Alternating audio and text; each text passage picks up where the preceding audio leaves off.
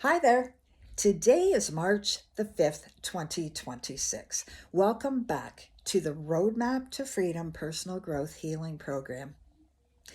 We are talking about manipulation, power, and control. And as mentioned yesterday, there are 6 steps to that a manipulator will go through to make you do what they want you to do. They might not actually know in their mind that these are the 6 steps, but this is what I researched. This is what I wanted to learn about, how I was fooled into doing things I didn't want to do in my dating scene with that ended up being my husband, who I married. So the first step is they make a demand. And they're not angry about it. They're not vicious about it. They're not being truthful about it. They're just making a demand. And the demand might seem harmless. It quite possibly seems really harmless. And what I didn't do back then was I did not let my feelings rise into my brain before I thought about it. And of course, I was young. I was just 19 when I started to date the man that I decided to marry, in my 30s. Um, so I was young, and I'm a people pleaser. I wanted to please him. And so I certainly fell prey to the demands that he was giving me. And he didn't do it all the time, but when he wanted something, he definitely was assertive, and it would escalate into aggression if I was not really wanting to do it. So that's step number 1.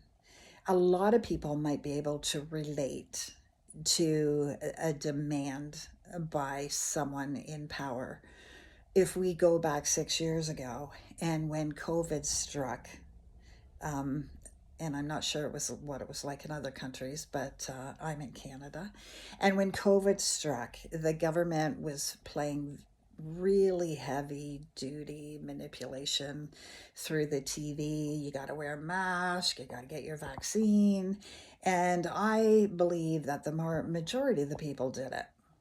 And it was really a difficult thing for some of us to stand up against that, because that's where division started.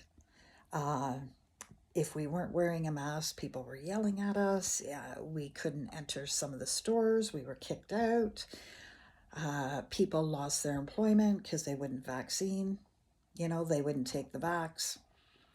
Anyway, that is a really good example. There's other examples, like just small, minute details where, you know, if I think back, where the person that I was dating, that I ultimately ended up getting married to, um, he would feed me a lot of alcohol. And, uh, and obviously, when you do that, there's a lot of things that you can get away with, you know. But anyway, I'm sure if you think back in your life, or even current life, you can think about how somebody might be manipulating you or have manipulated you. They will place a demand, and not necessarily, you won't view it as a demand. They'll coerce you, and they'll manipulate you to make you think that is a really good thing for you to do whatever it is they want you to do.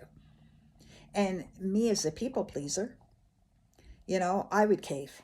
I would cave because I wanted to please. I wanted to please my boyfriend. I wanted him to be happy with me.